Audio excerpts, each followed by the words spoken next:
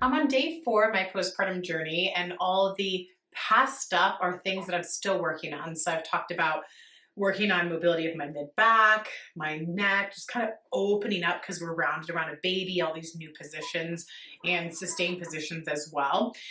Working on that breath, really getting that nice foundational breath, working on massage of my abdominal wall, talking about activation of the abdominal wall, activation of pelvic floor, and of the glutes.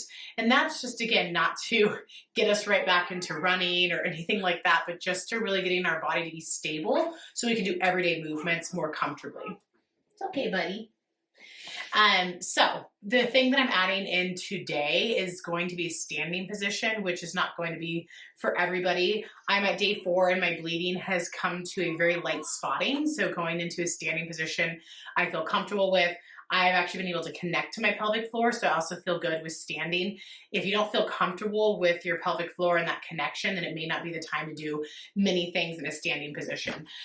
One thing that I've been noticing is because I've been curled around a baby is that my hip flexors are tight. That's also because of all the shifts from going from this pregnant body where I'm here to suddenly trying to figure everything out, that my hip flexors are now also trying to figure things out. So I'm going to take a step back, make sure my hips are in line.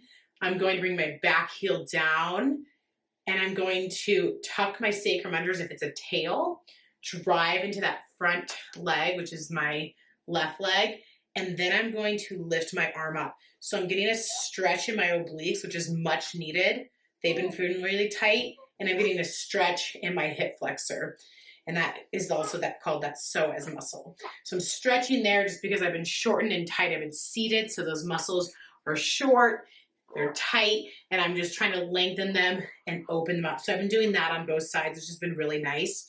The other thing that I've been doing, which I talked about yesterday on day 3, is I've been stretching my glutes out a little bit. And so sometimes you can do a little bit more extreme of a stretch for this area. For me right now, postpartum, I'm just crossing my legs and leaning forward and then flipping the way that they're crossed and leaning forward. And then I'm reaching my arms out to get some into my back and then into my glutes just a little bit more.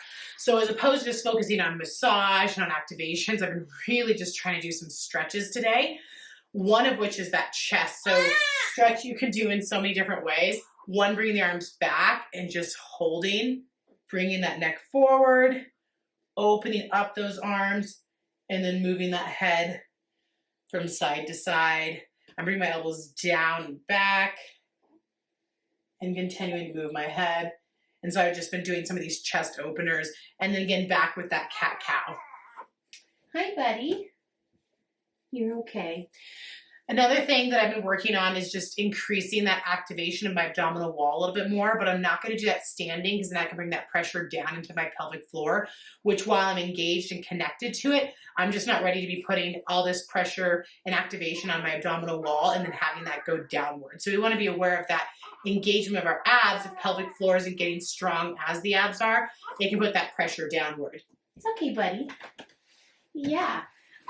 So what I've been doing is just a little bit more of an activation of the abdominal wall. So as opposed to just this slight little activation, I'm now actually going to consider more of like, as opposed to a 30% activation, more of like a 50 to 70% of a lift. So I'm thinking about as if I'm pulling on tight pants and I'm trying to pull my belly in, I'm doing a little bit more of that on my breath. So what I'm doing is I'm going to inhale and then exhale, really pull in. Inhale, relax everything. Exhale, engage my abdominal wall.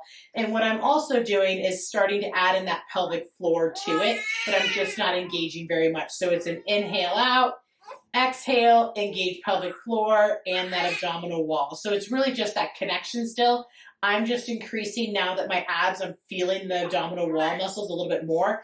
I'm increasing that activation.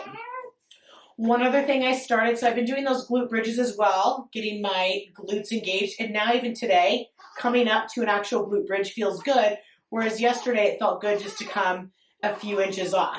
Today, I feel like I can actually come up to here. I'm going to roll to my side here. One thing I've been able to start doing is coming up onto my elbow, is just lifting my hips up and then back down. So I'm just getting my obliques to engage just a little bit And again, this is going to be something that helps me get out of bed, right? So this isn't just, oh, let's get our obliques strong. This is because it's hard to get out of bed with the weakness of the rectus. So I'm here activating, connecting so that I can get myself out of bed easier, out of the couch with the baby easier. But now I'm working when I'm in bed, side lying, knees bent, doing a side bridge. So I'm coming up and back down. So a full one would be like up here. I don't need to come up that high. That's not what I'm trying to do. Just a little bit of a lift. So my hips are 1 or 2 inches off the bed and then back down. 1 or 2 inches off the bed and back down. Because again, this is going to help me get out of bed. So all the movements right now are to be building that foundation so I can do everyday movements easier. This foundation then will stack onto the rehab that's getting me back to the things that I love doing, like lifting, bike riding, things like that. But right now the focus isn't on those movements. The focus is on build that foundation so everyday life is more comfortable. Keep that mobility in the body, massage, work out any tenderness so that then in the future, when we start working at around week 2 on actual rehab for movements, that we have this foundation set. So that's where I'm at today, day 4. Another thing to note is as I'm adding in these things, I'm noting, am I uncomfortable? Am I feeling anything different in my pelvic floor? Is bleeding increasing? And where I'm at right now, none of that's changing in terms of in a negative way. I'm not having more discomforts.